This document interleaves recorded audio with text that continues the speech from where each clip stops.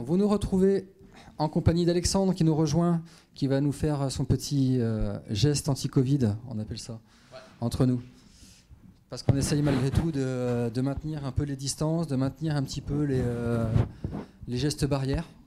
Et salut tout le monde. C'est un petit peu aussi pour ces raisons qu'on a annulé le festival. Donc voilà, on essaye de gérer ça au mieux. Donc là, on a une contrainte technique encore. Aujourd'hui, décidément, ça s'enchaîne. On attend nos chers invités. Alors, en tout cas, merci de m'avoir invité. Merci d'être avec toi, Jérôme. Ouais. En tout cas, point de vue technique, pour ceux qui ne s'en rendent pas compte, parce que j'ai fait un petit peu le tour. Alors d'habitude, moi, c'est plutôt la radio. Là, je vois de la vidéo. C'est extraordinaire le point de vue technique, tout ce qu'on a aujourd'hui. Vous avez une régie technique, c'est impressionnant. Ça fait plaisir. Et malgré tout, bon, on n'arrive pas à gérer tout comme on voudrait. Mais après, les problèmes Internet sont là qui font que c'est pas évident. Donc, en tout cas, si vous voyez qu'il y a des problèmes techniques, on peut dire que c'est pas forcément dû juste à la Japanior, mais en tout cas à la technique en général, Internet en général. Voilà, il y a Renaud et Souria qui nous ont rejoints. Messieurs, bonjour. Vous nous entendez ? Voilà. J'ai l'impression qu'ils nous entendent, mais nous, non. Voilà, une fois de plus. Bon. Vous ne m'entendez pas ? Ah, Souria, c'est bon, on t'entend, nickel. Yes. Renaud ? Oui, ouais, c'est présent. Bon. C'est bon. Bon, bah, messieurs, vous êtes tous les deux pour l'instant. Mika nous rejoint normalement. Petit problème de connexion une fois de plus. Pour ceux qui ne vous connaissent pas, je vais vous introduire rapidement et puis vous allez compléter un petit peu mes propos. Souria, je vais commencer par toi. Jeune auteur talentueux du manga Tali, la fille de la lune, chez Ankama Édition. C'est un manga, c'est ça. Voilà, j'en ai parlé un petit peu hier. Parce qu'on a eu un petit couac encore et j'ai fait une petite review sur Tali que je trouve vraiment. C'est bon, vous l'entendez bien, je te vois. Je t'entends un peu. Pas très fort, mais. Ouais, je vais parler. Et surtout, je m'entends parler en retour son. Moi, c'est pareil aussi, je m'entends parler en retour son. Ok, bon, les gars, ils vont essayer de gérer ça. Voilà, je disais que. Ah, là, c'est mieux, là. Ouais. Ah non. Donc, Tali et la fille de. C'est pareil pour Renaud, je l'entends deux fois, du coup, quand il parle. Ouais. Ah, j'ai essayé de parler qu'une fois, alors. Non, mais toi c'est bon, c'est nous, en fait. D'accord, ok, vous vous entendez. Il y a un décalage, donc en fait, tu vois, là, ce que je parle, je le entends une seconde après. Et Souria, pareil, quand il parle, je l'entends via Skype et je le entends une seconde après, donc ça risque d'être chaud pour la conversation. Les gars vont essayer de gérer ça. Voilà. Souria, est-ce que tu veux essayer de te présenter rapidement ? Tu le feras bien mieux que moi. Oui, je vais me présenter. Alors, je m'appelle Souria, je suis auteur de manga et j'ai fait quelques BD avant aussi. Je travaille sur une série qui s'appelle Tali, fille de la lune, c'est édité chez Ankama Édition. Là, je travaille sur le 3e tome. Voilà. On vous invite à aller, Là, voir ça, parce que franchement, ça mérite le coup d'œil. Le dessin, il est juste splendide. C'est détaillé, c'est fluide. Vous pouvez retrouver Souria sur Twitch régulièrement, il stream. Donc voilà.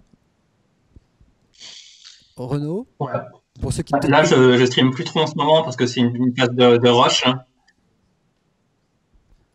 Du coup, je stream moins, mais c'est vrai qu'habituellement, je stream tous les après-midi. Ok, Renaud, pour ceux qui ne te connaîtraient pas, le manga Dreamland, 19 tomes. C'est un petit peu le gros manga francophone, on va dire avec Radiant. Un artbook qui arrive bientôt, donc un pavé de plus de 300 pages. Voilà, donc ça fait longtemps que tu es dans le milieu. Tu as une expérience, une expertise du manga qui est assez conséquente. Voilà, donc aujourd'hui, on va évoquer avec vous la création d'univers à travers vos exemples.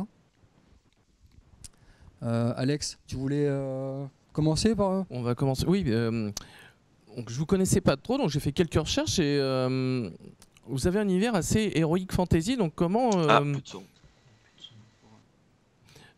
comment c'est arrivé votre création d'univers déjà de... Nous on t'entend, Mika, mais on n'entend plus le... Vous me voyez ou pas? Oui. Oui. Oui. Oui. Ah, c'est galère. Vous allez bien? Ça va bien, toi? Ouais. Salut. Ah la vache, j'ai du retard. Alors attends, je dois avoir YouTube allumé en même temps. Mais moi, c'est pareil, j'ai un. Là. Vous m'entendez ou pas? Renaud, tu m'entends? Les autres, on s'entend les uns les autres. Oui, là on te voit. Alors, on a mis Par contre, moi, j'entends pas ce que disent Japanure, là. Ouais, D'accord. on Ouais. m'entend c'est ou vrai. pas? Non? Ah, c'est moi qu'on entend en double en fait. Je vois le gars faire un long monologue dans son micro, mais on n'entend rien. Vous m'entendez ou pas? Je reviens parce que je fous le bordel avec mon son. J'ai 3 pros. Non? Ah, Si, c'est chaud. oui.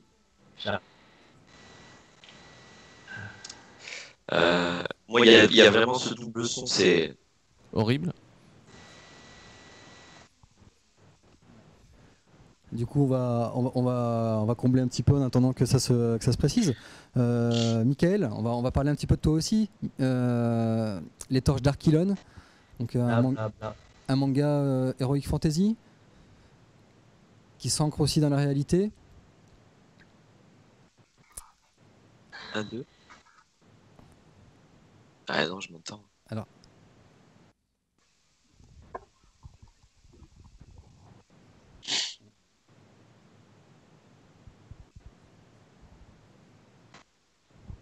Est-ce que vous nous entendez?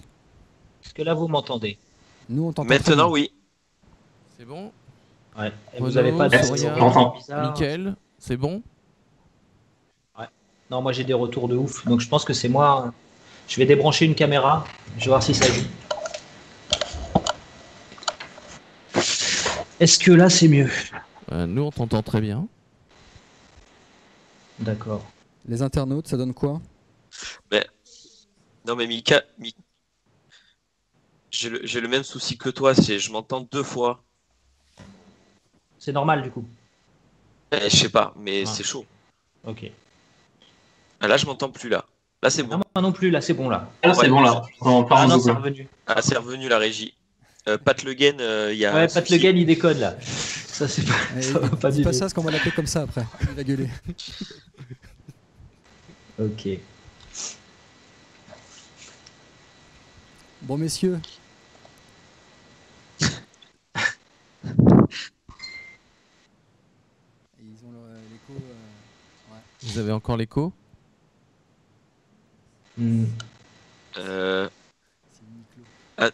Oui, moi je l'ai. Et oui, on nous dit les réglages, ça se gère avant le stream, mais c'est que chaque stream est différent. Donc c'est pour ça, il y a des réglages qui se font en direct à chaque fois.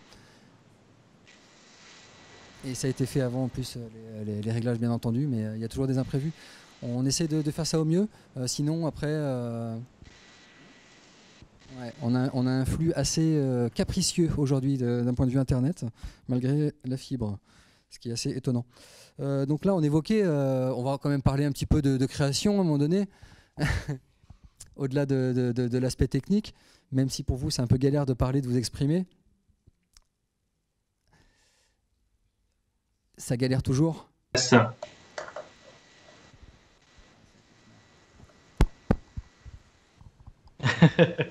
Moi je vous entends bien, tout va bien. Ah bah ça, déjà c'est ça. Donc, mais nous on aimerait bien vous entendre et puis que vous... c'est vous les invités. C'est vous qui avez beaucoup de choses à nous Renaud, dire. c'est bon? Ouais. J'entends faiblement. Allez, c'est parti, on essaye quand même. On improvise. Souria, je l'entends plus du tout. Mais je pense qu'il parle pas. Mais Souria, je crois qu'il Il parle évite pas de là. parler. Florent. Vite de parler, il ne faut pas que ça rajoute de l'écho dans. Ah, tu viens de rajouter de l'écho, tu fais chier.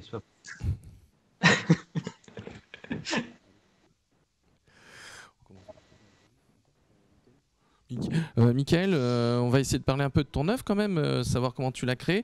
En regardant plusieurs interviews que tu avais fait, tu as un peu défini les Torches d'Achilon comme une sorte de mix entre Astérix, Lucky Luke et Dragon Ball, avec une petite touche de taekwondo de ton univers, on va dire sportif. Tu peux nous en parler? Comment tu as créé cette œuvre-là? Alors les torches d'Archilon, ça vient de loin, puisque ça part d'une partie de jeu de rôle qu'on a fait entre potes il y a hyper longtemps, en 98, donc tu vois, à l'époque où les PlayStation étaient en bois. Et donc à ce moment-là, moi je jouais Archaïs, qui était déjà chevalier dragon, qui n'était pas végétarien et qui était déjà pénible, mais pas à ce point-là. Et donc petit à petit, bon, c'était du jeu de rôle sur table, hein, tu sais, tu roules tes dés, Donjons et Dragons. Et en fait, en jouant, on s'est rendu compte que les personnages prenaient corps. C'est-à-dire qu'à un moment donné, on prenait plus les décisions pour nous, pour jouer. Les personnages s'incarnaient, et on était là, ah mince, je vais pas pouvoir faire ça parce que mon perso va forcément réagir de telle manière, en fait. Et le duo Archaïs Sombre Lune marchait tellement bien que j'ai commencé à m'amuser à en faire une BD, en fait. J'ai mis ça de côté. Et puis je suis revenu dessus dans ma deuxième vie, puisque entre-temps j'ai été sportif de haut niveau, et j'ai arrêté ça quand j'ai arrêté de faire du sport vraiment sérieusement, je suis retourné au dessin un peu plus, quoi. Et là, j'ai commencé à faire des démarches, à essayer de faire de la BD avec les torches. Moi, j'étais parti franco-belge au départ. Et parce que je suis un gros fan de Torgal, et de Gottlieb, enfin bon, voilà. Et du coup, derrière, je suis parti en mode présentation à tout le monde en BD, et j'ai refusé à Pierre Valls. J'étais allé voir Renaud à Angoulême avec mon frangin, on était allé le saouler. Vrai, et en fait, Pierre Valls, il m'a dit, si tu fais ça en manga, moi je te prends, tu vois, avec Renaud pour Manga Studio et tout ça. Et j'ai dit, non, non, ça doit être une BD et tout ça. Voilà. Et puis 5 ans plus tard, je l'ai fait en manga finalement. Et c'était pas plus mal en manga parce que ça m'a libéré en fait au niveau de l'écriture et au niveau de la mise en scène. Je me sentais finalement très étriqué au niveau de la BD. Et donc là, le fait d'avoir beaucoup de place, des chapitres, de pouvoir jouer sur plein de trucs, c'était très intéressant. Et du coup, est venu se rajouter par-dessus l'idée qu'il y avait deux univers qui se mêlaient l'un à l'autre et d'avoir une sorte de shonen et de seinen qui s'intermêlent au fur et à mesure des tomes, en fait. Voilà. Ça a commencé comme ça, les torches. Ok, c'est une belle aventure qui part de loin en fait. Donc ça c'est quand même assez intéressant, c'est que c'est un projet qui a mûri, quoi. Non, Qui a mûri, moi je les entends pas. c'est un projet qui a mûri. Vas-y, on les double. Et tu m'entends et sinon, Renaud, par rapport Oui. à Dreamland, comment c'est venu toute cette histoire, tout ce créatif, et comment tu as créé Dreamland? Ah merde, oh la question. C'est bon, en même temps c'est le thème, en même temps les univers. Moi c'est plus les personnages. J'ai créé quand tu dessines ou tu designs tes persos. Moi je suis vraiment un dessinateur de personnages. Je fais que des persos tout le temps. Et en fait quand tu es en train de le crayonner, tu lui inventes son histoire. Rien que déjà dans la façon de l'habiller. Tu vois, si tu mets ton perso, tu lui mets une épaulette, tu mets des armures. Tu es en train déjà d'esquisser un pseudo-univers médiéval ou fantastique. Terrence, j'ai fait un sweat à capuche et ce côté voûté. Et ben direct, il y avait ce côté un peu réalité. Donc en fait, je fais mes persos et puis au fil du truc, je construis l'univers. Après, tu vois, quand je voulais vraiment des designs barrés, j'ai fait savane, j'ai fait un mec avec plein de poissons chelous. Avec des ailes et tout machin parce que j'avais envie de partir dans des designs de poissons débiles et c'est ça, plus tu crées les designs, plus tu vois que l'univers est en train de se créer parce qu'en fait tu fais, alors les persos sont habillés en mode contemporain, ils sont pas en mode armure et tout, donc ils ont des débardeurs, des suites machin, mais je leur mets des tatouages un peu partout, il y a des créatures cheloues derrière et tout, donc en fait de suite tu es en train d'imaginer un univers où je pourrais exploiter tous les designs que j'avais fait. Donc en fait, je me suis tourné vers le monde des rêves. Voilà. Ouais, donc du coup, le monde des rêves, un monde infini. Souria, oui. Comment toi, t'es venu l'idée de Tali? Ouais. Tu fonctionnes comme tes deux compères, en créant des personnages et en les laissant vivre, ou tu avais déjà un petit fil conducteur? J'avais un fil conducteur, mais j'avais une vision plutôt que je voulais ressentir dans l'histoire, qui était donc le voyage, hein. Très inspiré bien sûr par les JRPG, Après, c'est la base du shonen aussi, bien sûr, mais celle de inconnus qui se regroupent pour partir en aventure. Et donc, j'avais surtout cette idée-là, comment construire une histoire autour d'un personnage qui m'inspirait. C'est comme ça que j'ai créé Tali, bien sûr. Euh, mais vraiment avoir au centre le voyage, on va dire. Ok, ouais, la quête initiatique. Ouais, t'étais plus sur le thème, toi, en fait, Ouais. Tali. Soria. Ouais, carrément. Tali. On Ouais, était c'est plus bien. sur le thème. Ouais, c'est bien. Bah, finalement, après, je pense qu'on a tous un peu ça. Tu as un perso ou deux qui t'attire, et puis après, il y a un thème central sur lequel on va tourner et faire tourner ces personnages. Essayer de... Moi, je sais que j'essaye de leur mettre des péripéties pour les obliger à suivre le thème, en fait, parce que sinon, ils partent n'importe où, les miens. Mais de base, ouais, le thème, c'est un truc hyper important. Et je pense que malgré le fait qu'on soit, pour certains, assez relax sur nos écritures, je pense qu'on a quand même tous une base de scénarisation et d'écriture, le minimum sur le voyage du héros, tu vois, la transformation, le côté, Ouais. tu vois. Je pense qu'on le fait tous, même inconsciemment, tu vois. C'est Ouais, à force de lire des c'est mangas, ça. des BD, Ouais. comme ce schéma qui revient, on va dire, Ouais. on commence à comprendre les mécanismes. Moi, j'ai quand même dû travailler parce que c'est vrai que Mm. j'étais très très à la ramasse sur tout ce qui est scénar, donc j'ai quand même dû travailler un peu ça sur le côté, mais ouais, c'est une discipline hyper prenante. Ça. Ouais. C'est un truc à se perdre. Toi, c'était pas à la base, c'était pas à part un thème aussi que tu voulais écrire ton manga, Moi la ou Renaud? fantasy, ouais, Ouais. un thème qui. En fait, le thème c'est vraiment par hasard. J'aurais pu le mettre à une autre époque ou dans un univers un peu D'accord, carrément, ok. moins médiéval. Ça changeait rien. Ce qu'il me fallait, c'était vraiment deux univers très différents et en termes de fonctionnement de monde. Bon, après, je peux pas trop spoil de trucs, mais l'important c'était vraiment l'échange entre les deux univers et le fait qu'ils soient vraiment très différents et qu'il y ait l'interface, ça soit un auteur de BD. C'était très important. Parce qu'en fait, vraiment le thème principal des Torches, c'est ça, c'est l'acte de création. Est-ce que ça peut impliquer pour notre univers, en fait, en tant qu'auteur. Ça, c'est le thème du sous-thème du truc qui va jusqu'à la fin. Je vois, oui. Et toi, Renaud, tu as un thème plus. Je sais que c'est une sorte d'intro, en fait, que tu nous finis là. Ah bah alors, moi je suis comme vous, quand je disais les designs, après oui, quand tu te donnes, quand tu crées ton perso, tu l'imagines sa naissance ou une fin, où tu veux aller, quel changement, quel choix il aura à faire dans sa life. Donc en fait, pour tous les persos, je fais ça et ça structure un peu le récit. Et c'est vrai que ouais, là j'arrive à 19 tomes.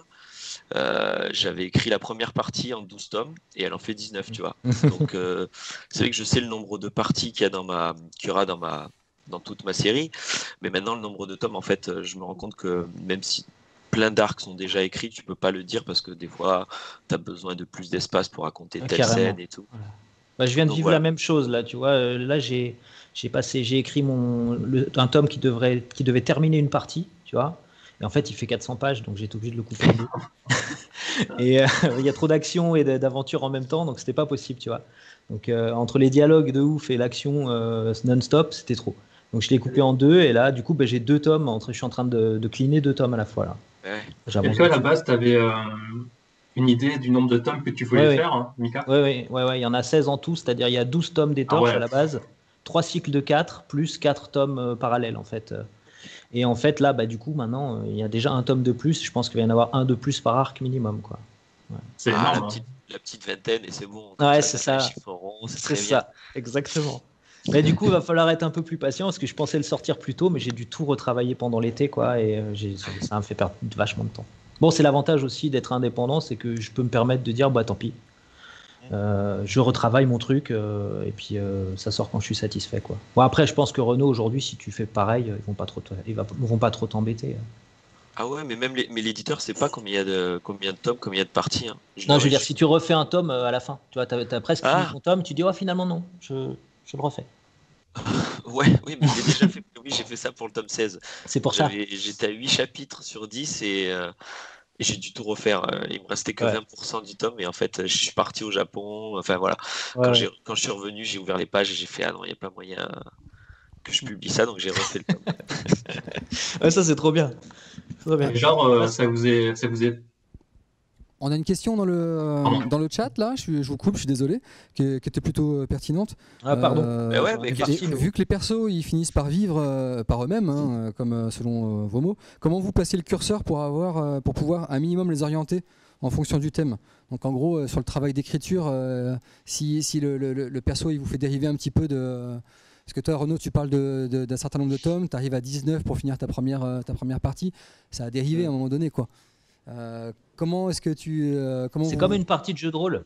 Quand tu fais le maître de jeu. Ben, c'est ça, c'est ce que moi je suis pas très jeu de rôle, mais c'est ce que dit Mika, c'est qu'en fait t'as rien à situer en fait. Quand tu arrives à 19 tomes, tes persos ils parlent tout seuls et en fait j'ai l'histoire. Alors évidemment j'ai mes axes pour pas partir en vrille, tu sais où tu veux les amener, mais c'est ce que je disais, là j'arrive au tome 20, la deuxième partie devait avoir deux gros arcs, et en fait vu ce qui s'est passé, ce qu'ont fait les persos avec la fin du tome 19, des choses qui n'étaient pas prévues. Il y a beaucoup d'impro, il y a des scènes très très importantes, des morts de personnages dans les 16, 17, 18, qui tout ça n'était jamais écrit, mais que en fait, tel perso et tel groupe de persos à ce moment-là peuvent réagir que comme ça, et c'est un truc que toi tu peux pas avoir planifié il y a 15 ans. Et donc du coup, quand tu fais le check là au tome 20 où tu dis bon ben j'ai fini une partie, où on en est, quels sont les enjeux politiques, les trucs de l'univers, et en fait il s'est rajouté 3 gros arcs importants sur la seconde partie, mais c'est juste obligé qu'ils y soient en fait, tu vois. Et tout ça je l'avais pas écrit il y a 10 ans. Donc arriver à 200 chapitres, c'est vraiment grisant. Je souhaite à beaucoup d'auteurs parce que c'est pas rajouté pour rajouter, tu vois. Je suis déjà assez full sur ce que je dois tout raconter, mais en fait tu dis mais non, c'est trop bien, ce perso il est mort, il n'était pas prêt, il devait pas mourir, et en fait sa mort va engendrer plein de conflits et tout, et du coup tu es en train de toi écrire un nouvel arc que tu n'avais pas écrit, donc c'est assez grisant. Je le laisse un peu faire aujourd'hui. Mais du coup, on sait que Pika, il te laisse carte blanche pour créer, mais ça fait peut-être... il a pas peur un petit peu de te voir sur une série il se positionne pas forcément par rapport à ça, ce que tu rajoutes au fur et à mesure. Comment? You talking to lui. C'est à moi que tu parles. Ouais, je rebondissais là, parce qu'il y a quelqu'un qui demande à l'éditeur. Les éditeurs, ils se posent la question du nombre de tomes. Alors Pika, avec toi, a priori, pas forcément. Oui. Avec Souria, ils ont été peut-être un peu plus cadrans. Michael, a priori, il a son truc qui est quand même bien défini aussi. Je sais pas comment vous vous positionnez par rapport à eux. Toi Souria, est-ce que tu as eu ton mot à dire, par exemple, sur le nombre de tomes, sur le futur de Tali? Moi, c'était un nombre de tomes que j'avais déjà établi quand j'ai signé le contrat. Je voulais en faire 5 à la base, mais comme ça s'est pas très bien vendu, on n'a pas pu. Ça va pas continuer au-delà du tome 3 avec mon éditeur. Mais oui, c'est à la base, j'avais déjà un nombre de tomes établi, bien sûr. Je pense qu'il faut leur dire pour les rassurer aussi, pour savoir à quoi ils s'attendent en termes de. Il faudrait qu'ils comprennent qu'il faut que ça prenne aussi un jour. Ouais, et ça serait bien qu'ils comprennent ça. Dans ton il faut laisser le temps à une série de prendre. Tu vois, parce que de 5 tomes, du coup, tu as dû retravailler l'écriture. Tu vas pas faire 20 000 ou 30 000 ventes d'un coup au tome 1. Enfin, c'était il y a longtemps, ça. Ou alors c'est sur des mangas où tu as déjà les animes au Japon, quoi. Il faudrait qu'ils prennent cette habitude, tu vois. Regarde les légendaires. Moi, c'est l'exemple que je donne tout le temps, les légendaires. Les premiers tomes, ils se sont vendus à peine suffisamment pour pouvoir faire le suivant. Et à partir du tome 7 ou 8, bam, ça a explosé, et maintenant, ils vivent quasiment que de ça chez Delcourt. J'exagère, mais tu vois. Il a fallu que ça tienne, et après, à un moment donné, tu atteins un seuil, et là, il y a un public qui est là. Et puis après, c'est parti. Mais il faut laisser le temps de naître. Les choses, on vit dans une époque tellement de rapide, tu vois, qu'on oublie que les choses, elles ont besoin de prendre le temps de se mettre en place et de démarrer. Et c'est vrai que l'édition, moi je suis étonné de ça. Hein. C'est le truc qui m'a surpris le plus en fait. C'est quand ils disent qu'ils s'investissent dans un projet, mais pas longtemps en fait. C'est juste le temps de vérifier si ça peut rapporter ou si ça peut fonctionner. Après, à un moment donné, il faudrait que... Alors, il y en a, hein, je dis pas pour tout le monde. Hein. Et je parle encore moins de mes anciens éditeurs à moi, pas du tout. Hein. Mais parce que c'est des gens qui ont des mentalités qui sont vraiment, justement, ils ont la bonne mentalité. C'est juste que c'est pour d'autres raisons que j'ai pas travaillé avec eux pour la suite.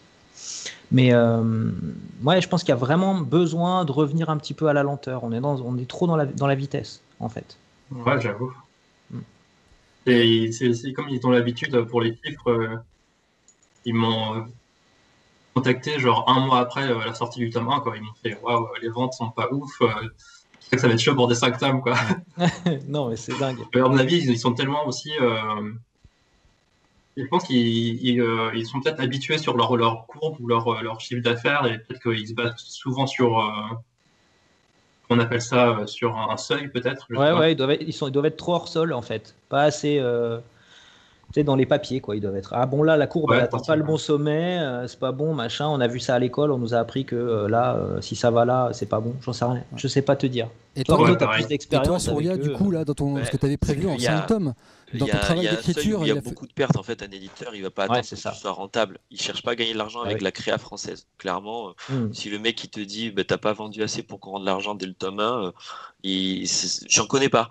C'est qu'après, il y a tellement si tu vends très peu, ils perdent beaucoup d'argent. C'est clair. Donc après, c'est plus que oui, c'est la rapidité dans laquelle je suis d'accord dans le sens où t'as à peine fini ton 1 qu'on te dit stop, c'est que eux ils ont dû se planter. C'est que les gars, vous avez peut-être sorti le bouquin trop cher, vous avez mis peut-être un papier, je sais pas quoi. C'est sur cette forme, parce qu'après il faut réfléchir à ce que tu disais, Mika. Je pense quand même qu'en France, donc là, même si on a droit par exemple à 3 tomes, je pense qu'on est un des pays ou des auteurs qui a 3 tomes de 200 pages, c'est 600 pages pour pouvoir trouver un public, c'est énorme. Tu vois, au Japon, ils n'ont pas ça. Au Japon, ils ont un one-shot.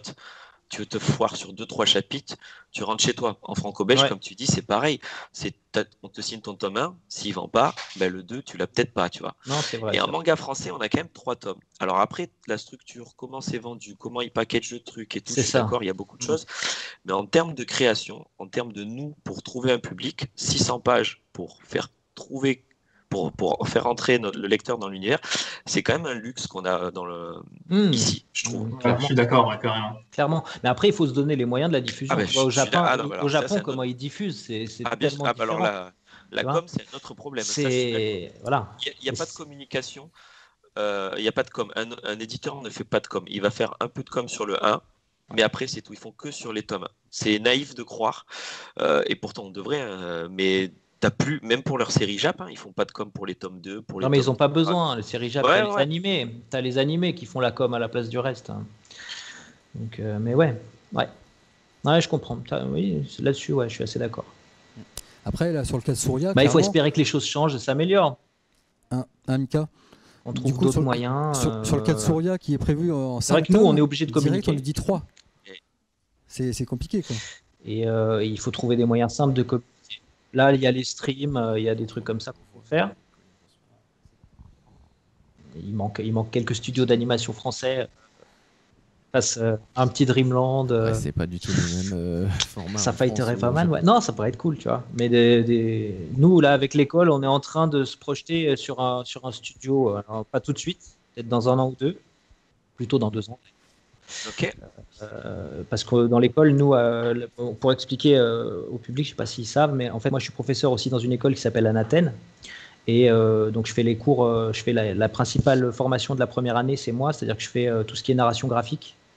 Et ensuite, l'année d'après, ils commencent déjà à faire de la 3D, l'année d'après, ils font de l'animation, et l'année d'après, ils font du jeu vidéo. Et donc, c'est une formation très dense et courte.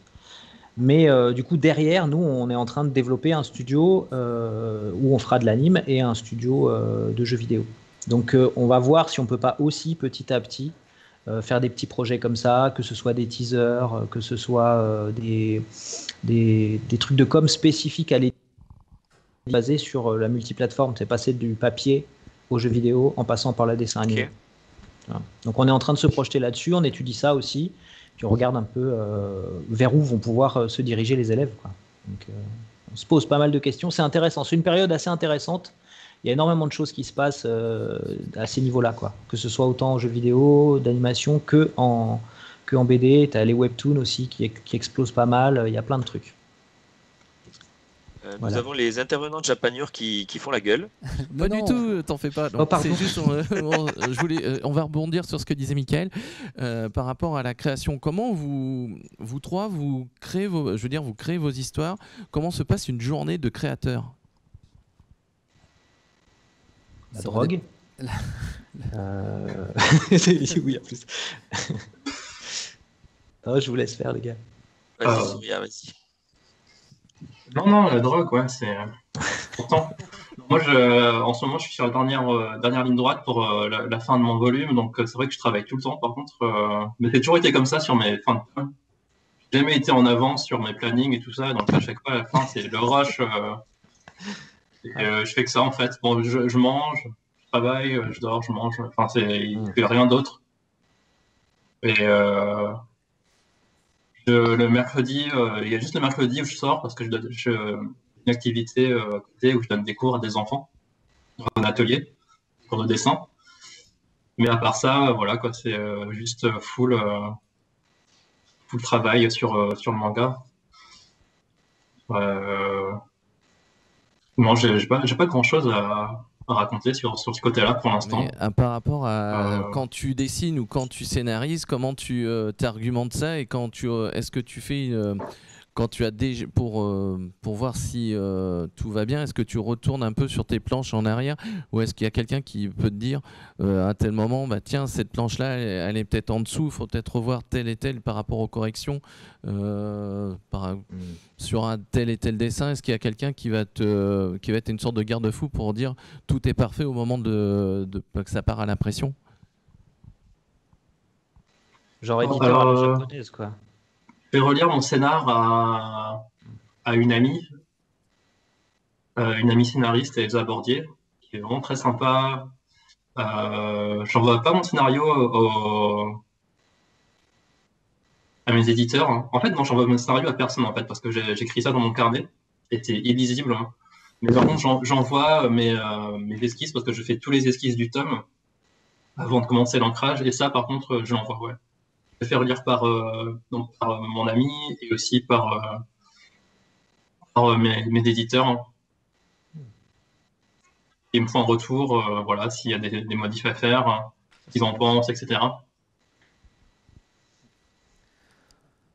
Du coup, tu n'as pas de. Et après c'est, j'ai les rails et je dessine, je fais mes planches. Il y a toujours des modifs, hein, dans tous les cas, et même quand tu as fini tes ancrages, tu as toujours un moment où des choses qui doivent changer, où tu dois changer les dialogues.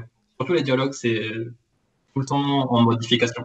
Ouais. Donc là, est-ce qu'il y a vraiment cette Des coopération mini-réglages, moi en tout cas. Il y a vraiment cette coopération avec ton éditeur, du coup, ou pas plus que ça au final? Pardon, j'ai pas entendu. Est-ce que tu as cette coopération avec ton éditeur comme tu pourrais avoir avec un Tanto au Japon, ou pas forcément en fait?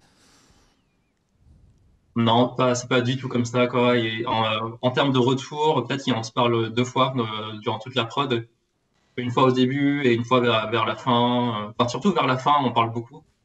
Mais durant toute la prod, moi de mon côté, on n'a pas de retour pratiquement. Enfin, je fais mon truc de mon côté. Et c'est surtout après qu'on voit ensemble. Ok. Moi, j'avais une question. Ça dépend des auteurs. Après, ouais, j'imagine bien, oui, que forcément chaque auteur a une relation différente avec son éditeur. Donc voilà. Je voulais savoir, alors changer un petit peu. Il y a Renaud et Mika, ils ont un univers qui se qui a un parallèle avec le réel. Tous les deux, vous avez un manga qui se passe dans un monde fantastique, on va dire entre guillemets, et un monde réel. Alors c'est pour servir l'histoire, j'imagine bien. Est-ce que vous essayez pas de vous raconter un petit peu à travers vous dévoiler un petit peu? Alors je fais de la psychanalyse de comptoir là, mais ou alors que c'est vraiment. Je suis d'accord, c'est de la psychanalyse de comptoir. On est d'accord. Hein. Non, pas du tout. Parce que du coup, voilà, on a quand même. Non, mais Renaud, je sais pourquoi. Terrence, je crois que je sais. Donc, non, pas du tout au final, c'est vraiment. Non, c'est pas Terrence. Terrence, c'est pas moi. Après, forcément, on ancre le récit dans la réalité. Donc je vais me servir du vrai décor. Je vais essayer de retranscrire ce que peut ressentir un étudiant, un lycéen à tel âge et tout. Mais après, non, non, j'ai pas tout vu, j'ai pas tout vécu. Et puis j'ai pas envie que ce soit autobiographique. Au contraire, non, non, c'est un prétexte à pouvoir faire passer des émotions différentes, à pouvoir faire que le lecteur s'identifie encore plus. Je pense être juste quelqu'un de normal qui a eu la vie de Monsieur Tout le Monde, et mes persos, c'est Monsieur Tout le Monde qui s'adresse à Monsieur Tout le Monde en fait. Donc, en partant de ce principe, voilà, tu touches toujours tout. Tu trouveras tout le temps quelqu'un qui va dire putain, mais cette scène, je l'ai vécu pareil, vous aussi. Tu dis non, mais en fait, c'est normal en fait. On passe par des étapes et des phases. On a tous des choix à faire. Enfin voilà. Je finis comme ça, mais. Ouais, t'as raison. Bah, tu vois, ouais. Je crois que quand on s'est vu à la Japan Expo, c'est le premier truc que je t'avais dit. Je t'ai dit, tiens, je viens de lire tel tome, cette scène-là, exactement, ouais, c'est exactement le genre de truc, c'est bien écrit, quoi. Et en fait, bah ouais, t'as raison, c'est ça. C'est juste qu'on vit tous les mêmes choses, à peu de choses près, tu vois. Donc, alors, à part ceux qui vivent au Darfour, tu vois, mais si tu veux, nous, petits occidentaux, on a plus ou moins le même parcours à peu de choses près, quoi. Après, derrière, moi, je suis un peu différent là-dessus sur l'écriture. C'est-à-dire que moi, je mets des choses aussi dedans. J'essaye d'y mettre des valeurs que je considère positives quand même. C'est-à-dire qu'il y aura jamais de choses gratuites ou de choses bêtes volontairement. J'essaye de ramener ça un peu à ce que nous on avait quand on était gamin, quand on regardait les Chevaliers du Zodiaque.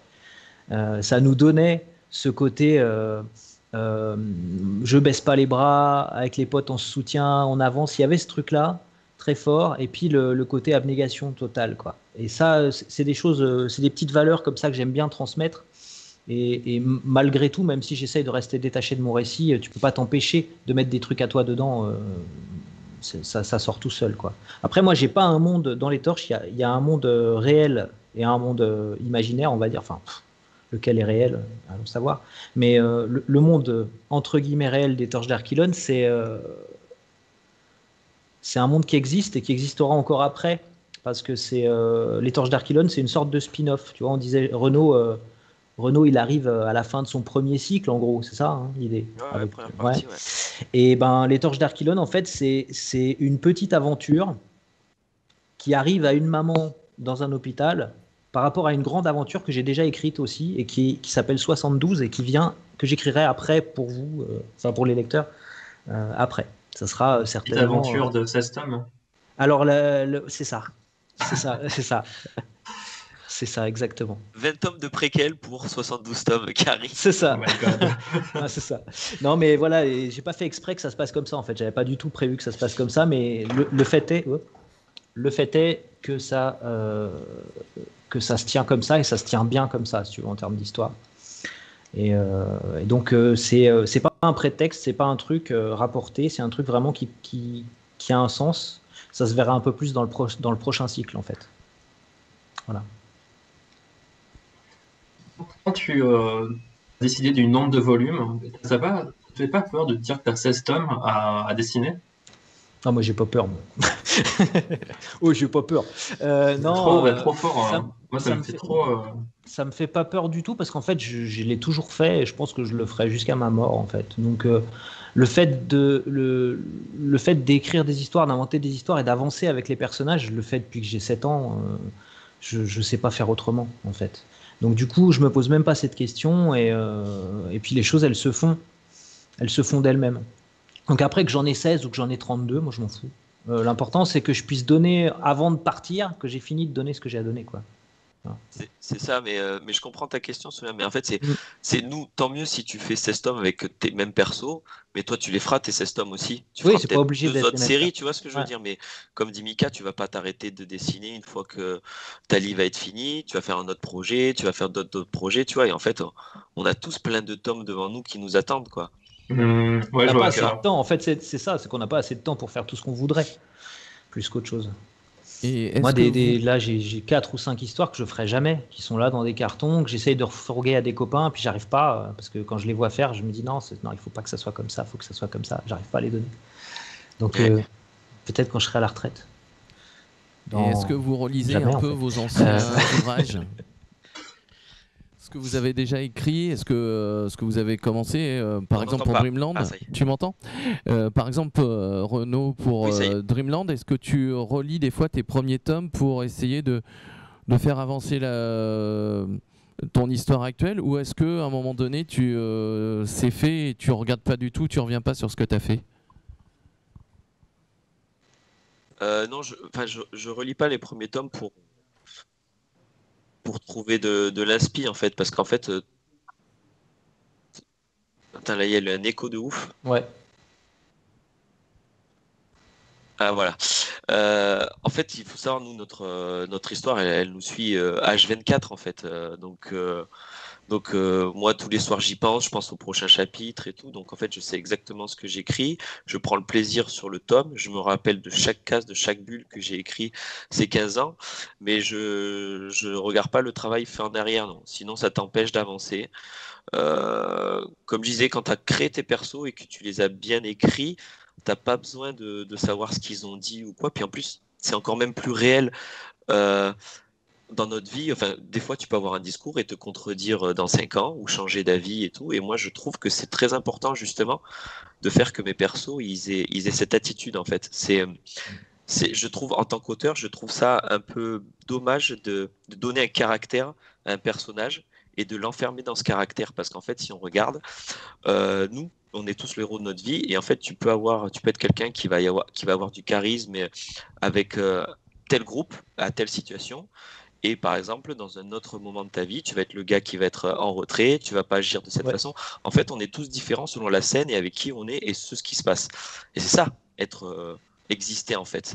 Et donc voilà, moi c'est pour ça que j'ai toujours un peu de mal avec les mangas japonais qui me procurent ma lecture, mais je m'identifie rarement au personnage ou alors sur quelques scènes.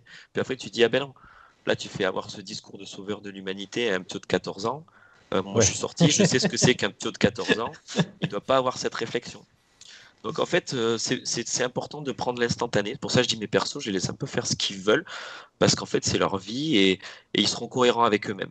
Je ne cherche pas à ce qu'ils soient cohérents dans une histoire, parce que le but n'est pas l'univers, mais le but est de présenter ces personnages au lecteur et savoir s'ils ont envie de faire un bout de chemin ensemble avec le lecteur. Toi, tu ne cherches pas à toucher tout le monde, tu cherches juste à ce qu'il y ait assez de gens qui kiffent le délire pour te permettre de continuer jusqu'au bout en fait. Donc vraiment, vraiment, moi je réfléchis pas trop, c'est vraiment du pur feeling.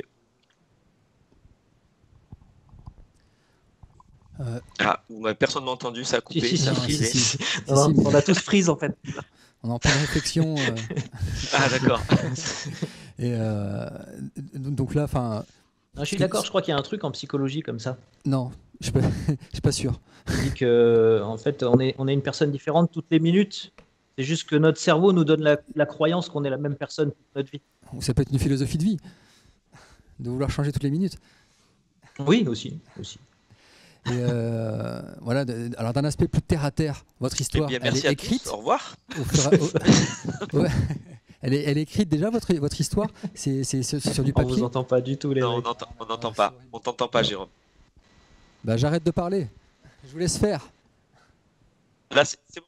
Voilà, merci parce que merde. Moi, je voulais savoir si vraiment. Je sais que Renaud, ça, je l'avais déjà entendu dans une interview, il l'a dit plusieurs fois, le début et la fin de l'histoire sont écrites. Donc le point A, le point final sont faits. Souria, certainement aussi, j'imagine, vu que sur 3 tomes, bah, l'histoire elle est moins longue, tu peux moins prendre de détours. Mika, toi aussi, mais maintenant j'allais dire, c'est un peu obvious ce que j'allais dire, mais vous êtes autorisé à travers vos personnages. Donc là, on parle plus d'univers, on parle vraiment de faire vivre les gens. Donc ça, c'est quand même super intéressant. C'est pas une question en fait, hein, c'était une petite remarque. On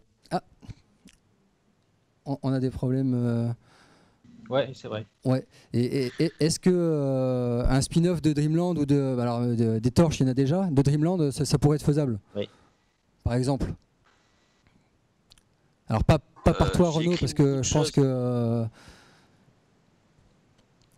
que tu as déjà pas mal de Donc, travail.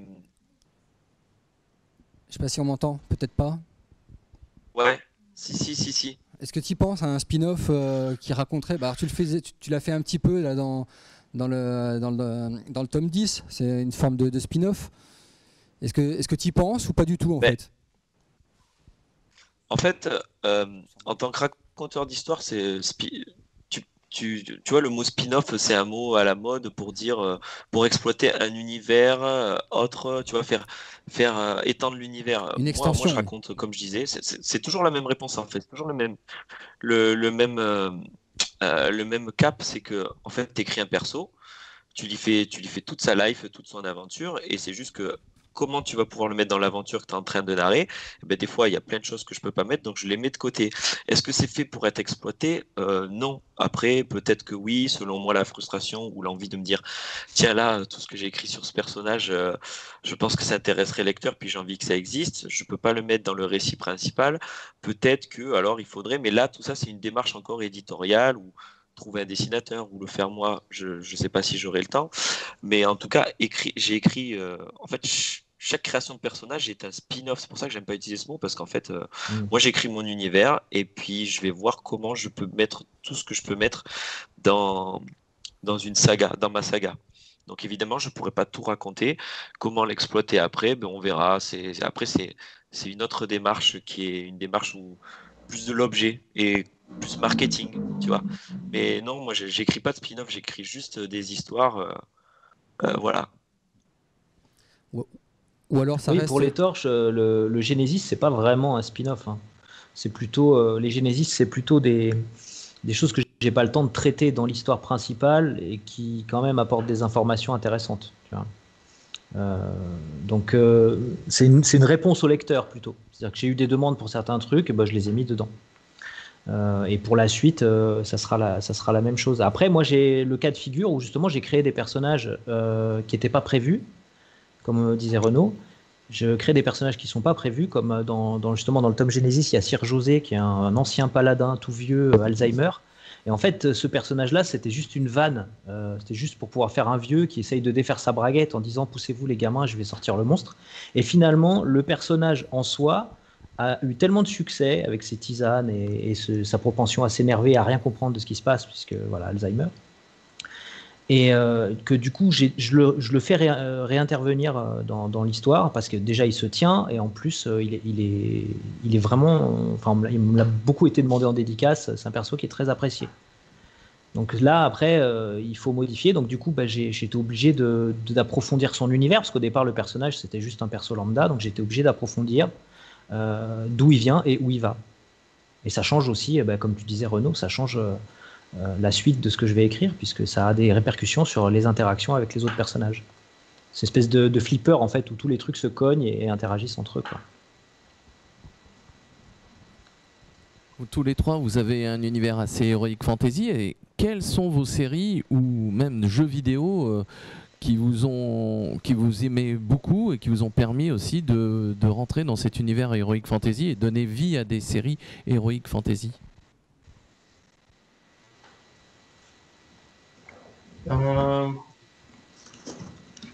Beaucoup de jeux, j'avoue, de mon côté. Après, quand j'écris Tali, étonnamment, c'est pas forcément des scènes Heroic Fantasy qui me viennent en tête dans l'écriture. C'est des inspirations qui viennent d'un peu de partout, je pense. Que ce Moi, je soit pense qu'il a des raison. romances, des films comiques, des livres comiques. Bon, après, bien sûr, il y a aussi beaucoup de références Heroic Fantasy, mais c'est pas ça qui fait vibrer l'histoire, je pense, ou notre écriture. Alors, je sais pas pour les autres, hein, bien sûr. Non, mais je pense que si tu écris de la fantasy, il faut pas essayer d'écrire de la fantasy. Je pense aussi, Faut ouais. prendre des trucs du quotidien et puis les mettre dans un endroit où ça les rend épiques. Mais c'est le contexte, si tu veux. L'important, c'est ce que tu racontes. En fait, ça n'a pas besoin d'être de la fantasy. Et je pense que plus tu essayes de faire de la fantasy, moins tu réussis. Ouais. Regarde Game of Thrones, à la base, c'est un truc super politique, intrigue et tout. Tu t'enlèves le côté fantasy, tu mets ça dans n'importe quelle époque, ça devient dynastie, ça devient les feux de l'amour, quoi, en fait. Donc c'est pas gentil de dire comme ça, mais mais je crois pas qu'il se soit posé la question de la fantasy, tu vois, quand il a écrit le Game of Thrones. Ouais, puis Après, je suis pas spécialiste de Game of Thrones. Sinon, quelles sont vos ouais, je sais séries pas s'il y a Heroic surtout, Fantasy que vous aimez bien? quand j'écris, il y a des. Oula.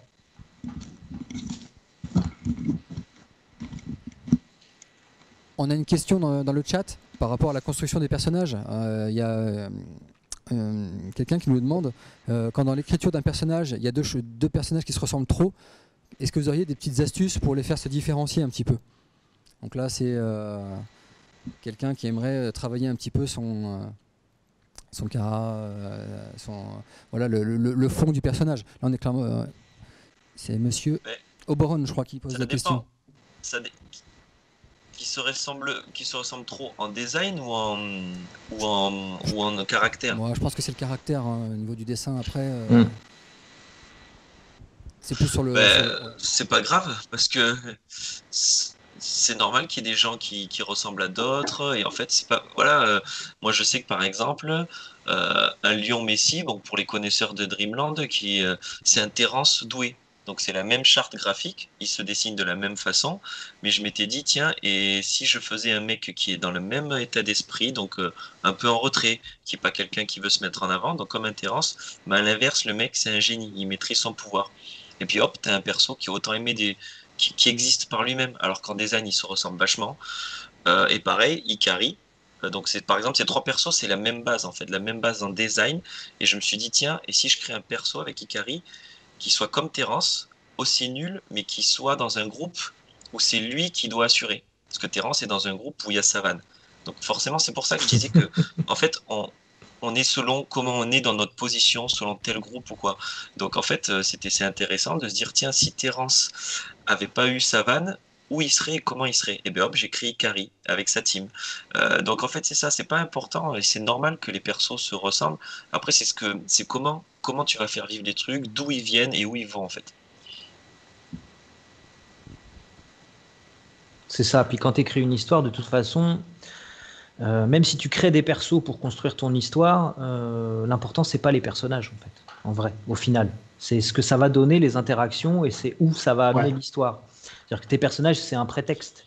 C'est ça, c'est tout à fait d'accord. C'est les interactions qui révèlent les caractères, je trouve. Ben, nous, à la maison, on a des jumeaux.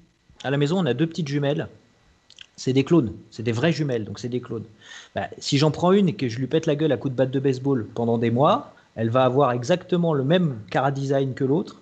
Mais je pense qu'en termes de comportement, ça va changer allègrement, tu vois. Donc tu prends deux persos qui se ressemblent, même avec les mêmes valeurs, mais tu leur fais vivre des événements différents, qui soient physiquement le même personnage, avec les mêmes valeurs, tu les fais vivre dans des endroits différents, ils vont évoluer différemment. Donc ça c'est aussi, ça fait partie aussi des choses que j'ai fait moi dans ma vie, c'est que j'ai fait une fac de psycho exprès. Parce que moi, je suis un petit peu un malade. Je suis parti en fac de psycho pour comprendre un petit peu mieux comment créer des traumatismes à mes personnages correctement. Et voir sur quoi ça pouvait déboucher. Et en fait, ce qui est intéressant, c'est que tu te rends compte qu'on est tous conditionnés par nos troubles obsessionnels, quels qu'ils soient. C'est-à-dire qu'on a tous des tics, des tocs, des névroses et autres. Et en fait, c'est ça. Et tout ça, ça se fait pendant ta vie, ça se construit. Tu n'arrives pas avec tes névroses. En fait, le fait que chaque événement crée un traumatisme, positif ou négatif, je dis traumatisme, ça peut être positif. Chaque événement va créer quelque chose dans ton personnage. Et ça va construire le personnage final.